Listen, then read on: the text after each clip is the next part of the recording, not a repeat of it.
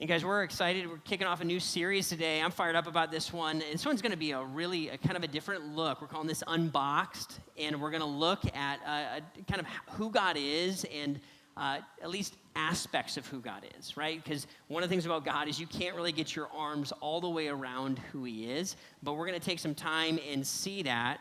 Part of what we know is that when we make God smaller, when we kind of put him in a box in our minds, our problems feel bigger, right? It's kind of the reality of how it is. When I feel like my problems are gargantuan and they're huge, often if I trace that back, I'm going to find that my God in my mind has become very, very small, right? Not always. Sometimes problems are a big deal, and that's the real situation. But when I see God rightly, my problems find kind of the rightful place in my life. And so we're going to spend some time looking at that and looking at some of the uniqueness of who God is and trying to get our hearts and minds around that. And here's what I think is going to happen, all right, if you kind of hang out for the duration of this series. If you're a follower of Jesus, at least for me, just like living in this space for just a little while now, what I'm finding is my view of who God is expanding, and what that's doing in my life is giving me an enormous peace. Right, an enormous peace that I don't have to carry all the weight. There's a God who carries a lot of that weight with me and for me.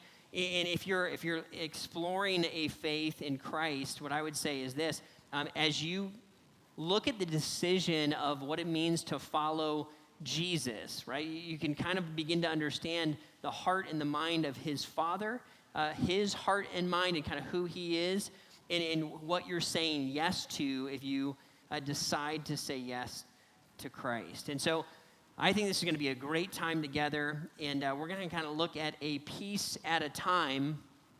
And what I want to do is we're just kind of going to scratch the surface, guys. I wish we had unlimited time to do this, but we're just going to scratch the surface, begin to unpack just a piece of kind of who God is at a time.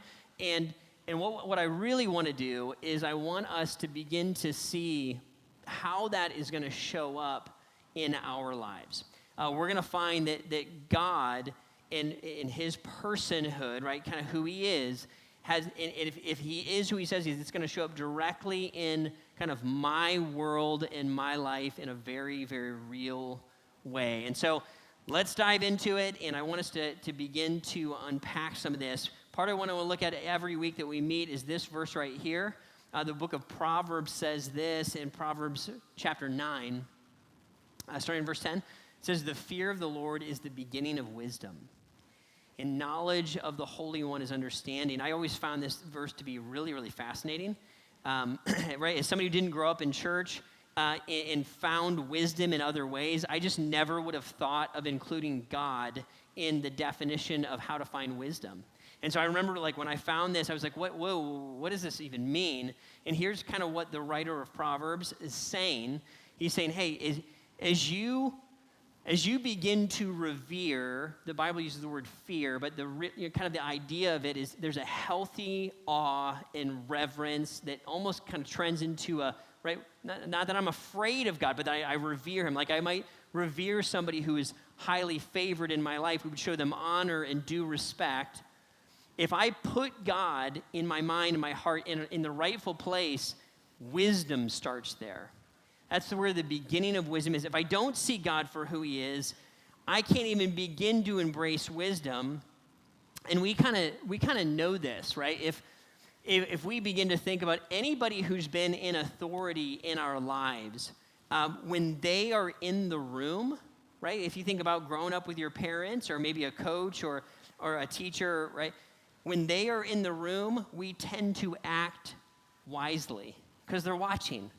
Right? They see you. As soon as they leave the room, man, kind of all things break loose, right? It's a little bit crazy. It's why they have that saying, right? When the cat's away, the mice will play. It's the idea is that when somebody's who is in authority, who's kind of bringing order to a situation, when they leave that situation, we live like they're not watching. And here's what the Bible's saying is God is the one who is always watching. He is always present, and when I see him that way, I begin to live from a place of wisdom. And here's here's where we want to begin as we start to understand, what does it mean to revere the Lord? What does it mean to see him for who he is? And here's a piece of what I want us to see today. The Bible's going to describe God as being everywhere. As being everywhere. That there's nowhere we could go where God isn't. Let me just begin to unpack it. Let's look at this passage real quick in Psalm 139. The psalmist says, hey, where can I go from your spirit? Where can I flee from your presence? If I go up to the heavens, you're there. If I make my bed in the depths, you're there. If I rise on the wings of the dawn, if I settle on the far side of the sea, even there your hand will guide me, and your right hand will hold me fast. The psalmist is going to say, hey, God, there's like nowhere I can go where you're not. Right? There's literally, I can't escape your presence. And this is what the Bible is going to do, is present God as being in all places, at all times, and all of God is in all of the places that he's going to be found. Let that sink in just for a second. Because, right, sometimes, I mean, if you don't have a religious background, maybe you're like me. I remember walking into the church for the first time and thinking, like, God lives in that building. He's in there.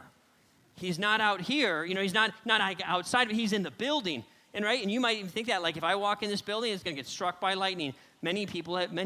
Some of you have told me that on your way in. You're like, I don't know, man. Am I okay? I made it 3 steps in. And there's almost a thought that God is in some places and he's not in other places. Now, it's true that God will interact or be with people in a unique way in certain circumstances. Let me explain what I mean. If you're a follower of Jesus today, God is with you in a special and unique way. The Spirit of God lives in you, and he's always at work to create the character of Jesus in your life. He's producing joy and peace and patience and faithfulness and self-control, all this stuff. He's always working and advocating and fighting for your behalf and connecting your heart to the heart of God. He is God himself. There's a uniqueness if you're a follower of Jesus, and there's a reality that while God lives uniquely in a follower of Christ, there's also the reality that God is everywhere. That I can't outrun him. I can't escape him. He is in all places at all times. Here's another passage that kind of breaks this down. It says, am I only a God nearby, declares the Lord, and not a God far away? Who can hide in secret places so that I cannot see them, declares the Lord? Do I not fill heaven and earth, declares the Lord? Jeremiah is just recognizing this reality that God is going to show up and he's going to be present. The presence of who he is going to be in all places at all times. Now, that doesn't mean that God is the stuff that he makes, right? If God is in a forest, it doesn't mean that he's a tree. He made the tree, and he's in the forest. He's not the forest. He's greater than the forest. He's the maker of it. He's the creator of it, right? But there's nowhere I can find myself where he is not. Now, here's where I really want to get to. That premise, that idea that we just played out, that God is everywhere, is going to have enormous ramifications for my life. Let me just give you a few, right? We're only going to look at 4, although I think there are almost infinite ideas that can be drawn from this. Here's the first one I want to grab hold of. If God is everywhere, and I'm in a situation where I am wronged, right? So somebody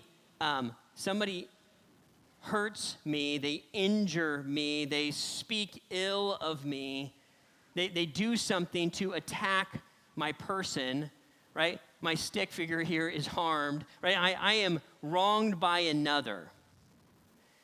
You and I know this. I have a terrible time with this personally, right? My instinct is to go fight and go get revenge, to go make it right on my own. Probably many of you have that same instinct. If you insert the reality that there is a God that's in the middle of this equation, that he knows, he was there when I was wronged. He saw the motivation of the person who wronged me. He uniquely understands how that impacted my person because he was there, right? He knew me before I was even in my mother's womb, before I was even created. He knows everything about me. So when I am wronged and I recognize that there's a God who witnessed that playing out, that's how I can show up and interact with that situation differently. Doesn't mean I'm not hurt. Doesn't mean I don't struggle. Doesn't mean it's not very, very difficult for me to process through it. But I can land in a place like what Paul says in Romans 12:19, where he says, hey, don't take revenge, dear friends, but leave room for God's wrath. It is written, it's mine to avenge, I will repay, says the Lord. And then he goes on and says, this is what enables you to show kindness to your enemy when you're wronged, to forgive and to do good to somebody who's hurt you. Why? Because now I can release my grip on vengeance and I can trust it to a God who is actively present in the situation. And I can see that this God could give justice to me, unlike a court system or unlike if I were to go fight back myself and get kind of a marred view of justice. Now listen, it doesn't mean that we never appeal through a court system or work through, that there are times and reasons and places where that can play out. But underneath all of that, if I have the realization that there's a real, loving, merciful, just God that is in the thick of this with me, it changes how I experience wrongs here on the planet. It's just different. It's just different. That God sees and knows me, and he sees and knows the enemy. Every piece of that is altered. Here's another one. Say, Ryan, how else does it show up? If God is everywhere, right, how else does it show up in my life? I might also find a situation where I look at my life, and maybe it's because I'm wronged. Maybe it's just due to circumstances. Maybe I moved from another place, or I changed schools, or I graduated high school and showed up on a college campus, and now what caused me to feel connected and seen and known in life changed. Maybe there's grief involved, or there's brokenness, or there was truly a breakup, and now I am experiencing life from the framework of being lonely. I don't feel like, when I look at life and I approach life, I don't feel like the people around me see me and know me or understand maybe the burdens that I'm carrying. Nobody gets it. If it's true, right? If it's true that there's a God in the thick of that he not only sees the circumstances that I'm in the middle of, He uniquely is present in the midst of my loneliness. Here's what Hebrews would say. It says, keep your lives free from the love of money and be content with what you have, because God has said, never will I leave you, never will I forsake you. It's interesting that the writer of Hebrews says that. He says, hey, don't love money, don't cling to money and hope that it's going to, by acquiring it, it's going to give you something that you don't have here.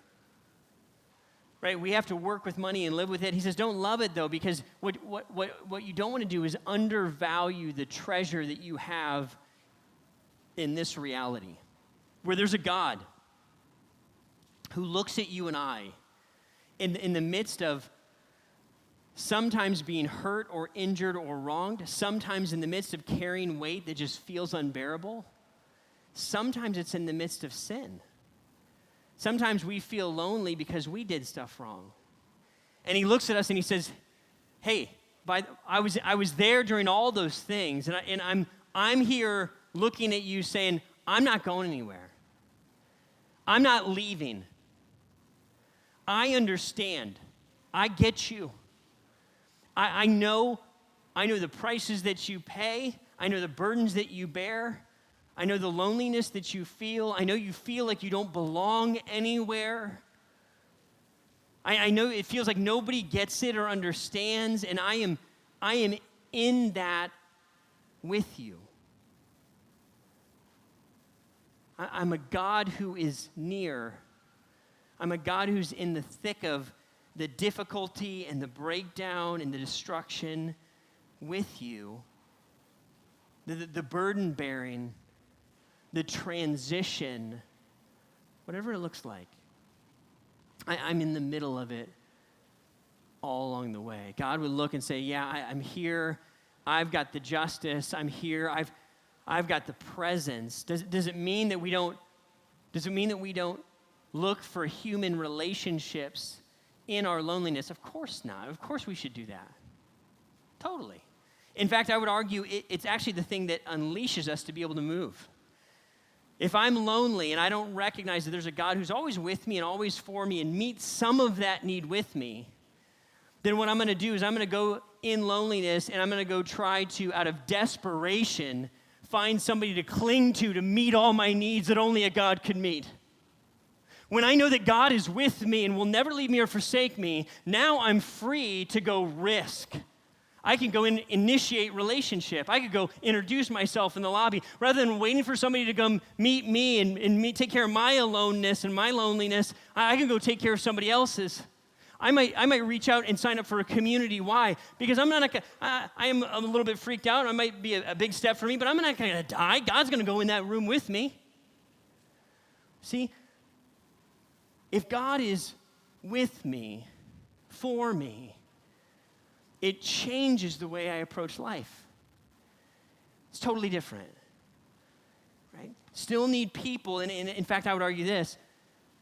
When I do find a friend, a precious gift of a friendship or a mentor or a partner or a spouse, somebody who can see some of me and know some of me, and I can experience some alleviation of that aloneness, that loneliness.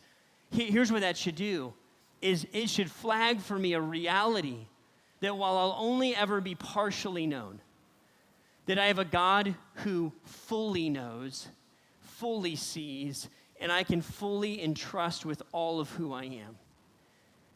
Guys, that is mind-blowing stuff. It's huge. In a day and time when everything feels disconnected and loneliness is rampant, the fact that God is everywhere starts to change the way I might approach life. Say, Ryan, how else does this show up? Here's another one, right? Justice here, presence here in my loneliness. Here's another one. This is interesting. Jesus, when he was teaching, would teach from a really interesting angle. He would say this in Matthew chapter 6. He says, when you pray, don't be like the hypocrites, for they love to pray standing in the synagogues and on the street corners to be seen by others. He says, truly I tell you, they've received their reward in full. He says, but when you pray, you go into your room, close the door, pray to your Father who's unseen. Then your Father who sees what is done in secret will reward you. This is awesome. This is awesome. What Jesus is saying is this.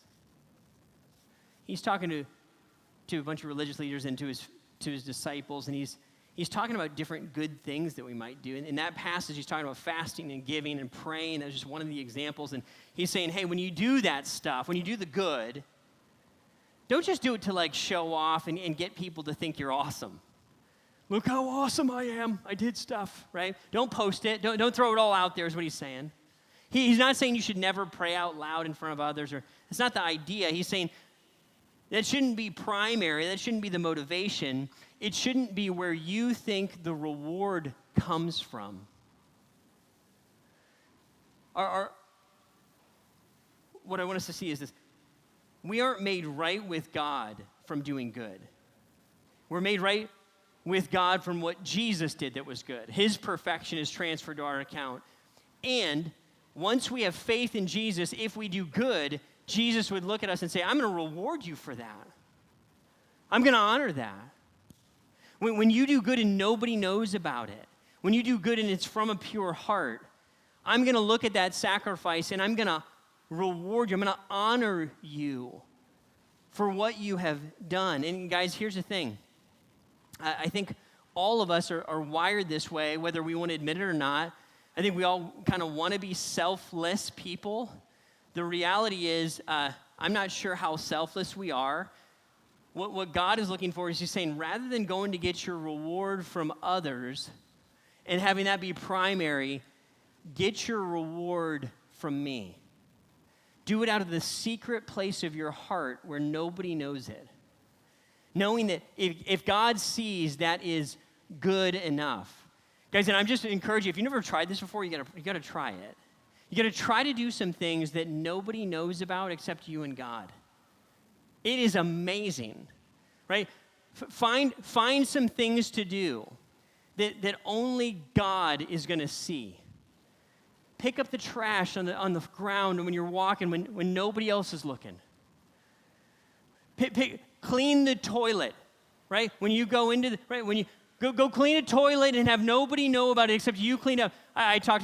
I said this in the last service, and a couple walked by me and were like, she's like, thanks so much for saying that, right? I was like, you're welcome, right? I don't know, right? Do it and see.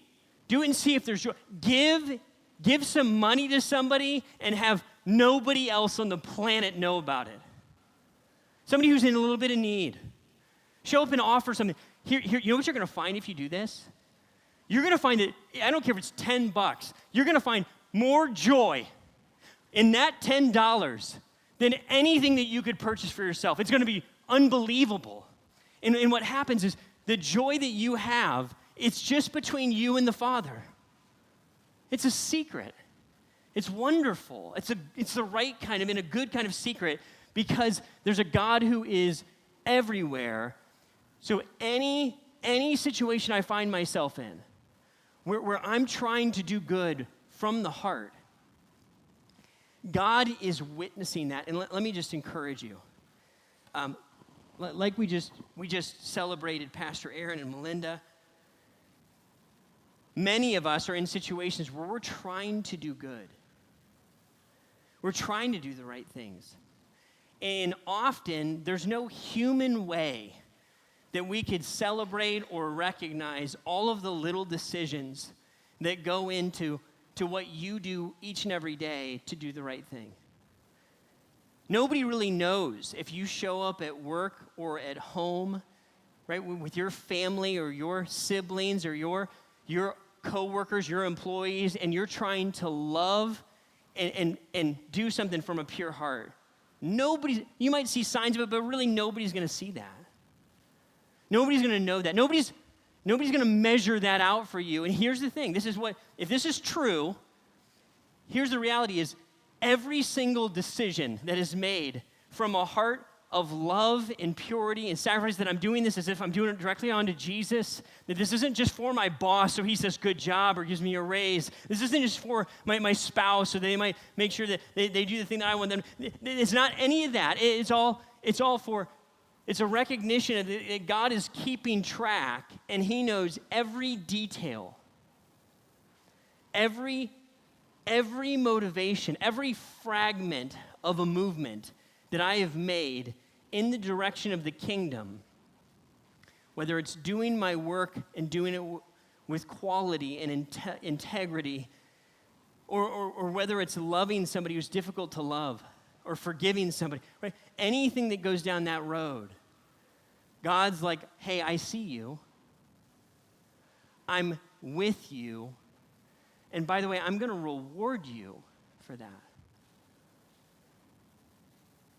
Guys, that has really far-reaching ramifications. If you want to make a big difference and make a big impact, I don't have to go very far. I probably don't have to change anything to have a God who sees me trying to do the right thing out of faith and know that God is going to make that right in some way that I probably can't even get my head around. Say, Ryan, what's the last one here? Here's going to be the last one. Right? The reality is sometimes I am wronged, somebody hurts me, and sometimes I'm the one who does wrong. If you're a follower of Jesus, you know that the wrongs that we commit, the words that are not pleasing to God, or thoughts or motivations or actions, we know that these are cared for by Jesus and what he did on the cross for us. The only way we were going to ever get right with God is because of what Christ paid. And there's a reality that God isn't unaware of this. He does see it and knows it, and like a good parent, he looks at us, and what he wants us to do is acknowledge it. He wants us to own it and to confess it. When I'm in a situation and the motivations are not so pure, or my thoughts towards somebody are not going, or my words come out and hit harder than I intended them to hit, or maybe there's just a huge part of my life that the priority is off, or maybe right, you name it. When we are doing wrong, God is aware of that, and he sees it, and he's willing to forgive it. He's actually eager to show mercy. But he looks at you and I and says, I want you to confess it. I want you to own it. Guys, just living in this for the last few weeks here, I have looked and said, God, I am sorry that my life does not more fully represent your heart and your mind in my life than I wish it was. I wish I was more like Jesus. I wish that wasn't the response that I had. I'm sorry, Lord. And listen, I know Jesus forgives me, but I know that he sees it, and I want to own it. And here's the thing. The more aware I am that there's a God who is, the more I want to hesitate here to act on the wrong. What the Bible says, that's where wisdom comes from. I'm not going to do that if I know God is in the room. I'm going to do more of this because I know he's with me and he's going to take care of me. See how it starts to show up all over the place. And this is why, right? A bunch of us grew up in church, and we did our church time, and God was there, and then we left and we cut people off to go get to lunch. Right? That never happens here, right? And we lived our lives the way that's how it works out here in my life. I got to do what I got to do.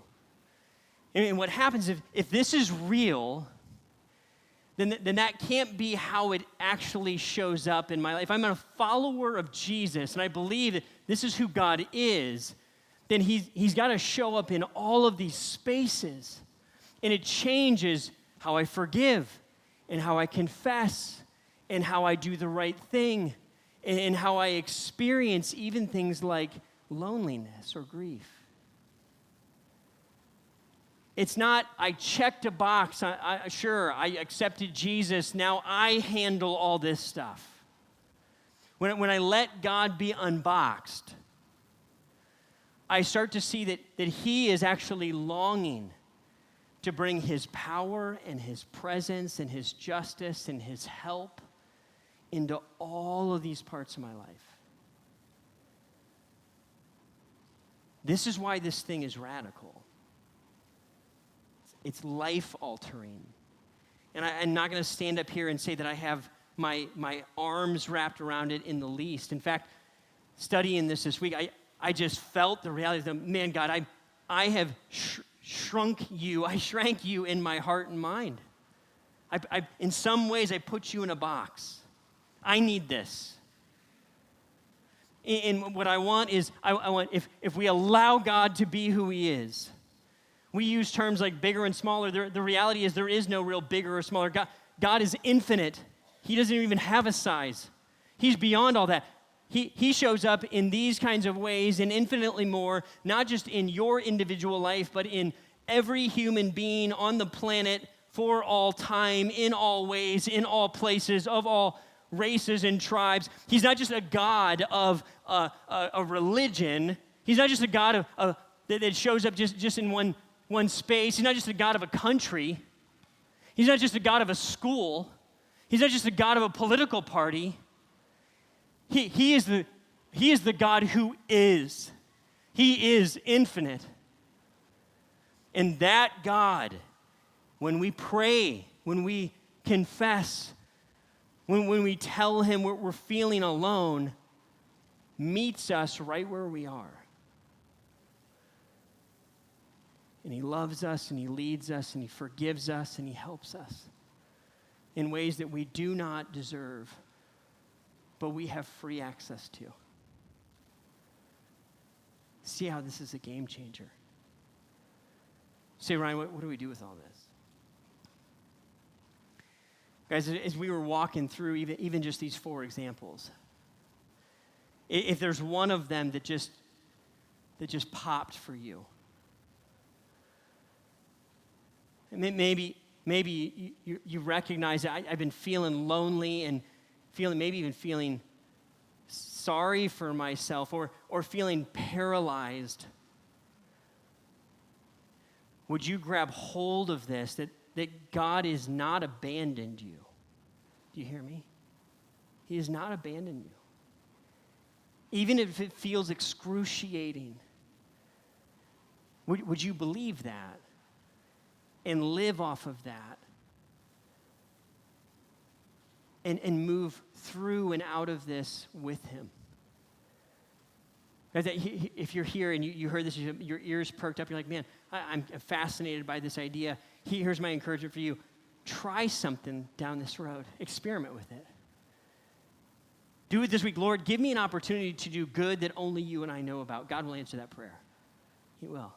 Find it. Ask it. And what you'll find is that supernatural joy that is unique. Maybe you're here and you've been wronged. And you heard Pastor Aaron talk about forgiveness a few weeks ago and you're struggling with it.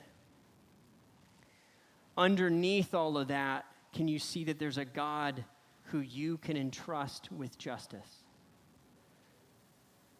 He can make it right. It may not be what you, in your moment of anger, hope it to be, but he has the ability to humble and to break and to move in ways that you and I just plain don't have. Would you trust him with it? Right, and lastly, if there's pieces of your life and you would look and say, oh, I've been living as if God didn't know. The arguments that we have at home, I thought nobody knew about. Or what I look at on the internet, I thought nobody knew about that. Google knew, by the way.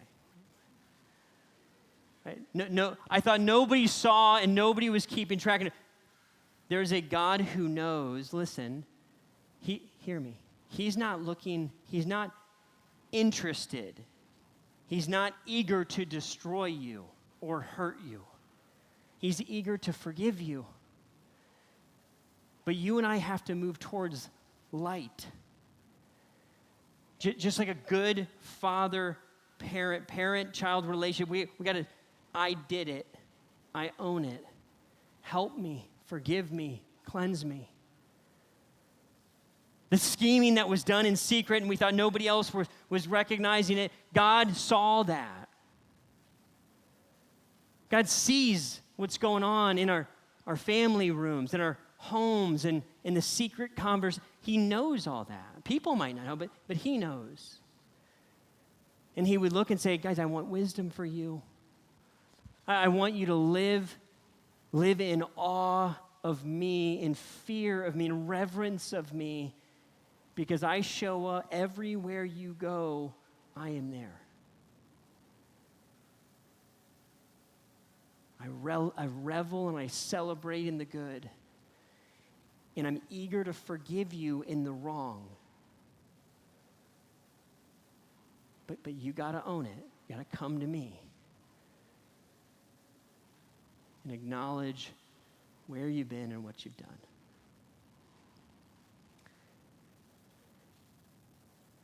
Guys, as the band comes out, I want us to interact directly with this God. The God who's everywhere. Can we take him out of the boxes that we put him in and allow him to be who he is? Let him meet us in our time of need. Would you bow your heads and close your eyes with me?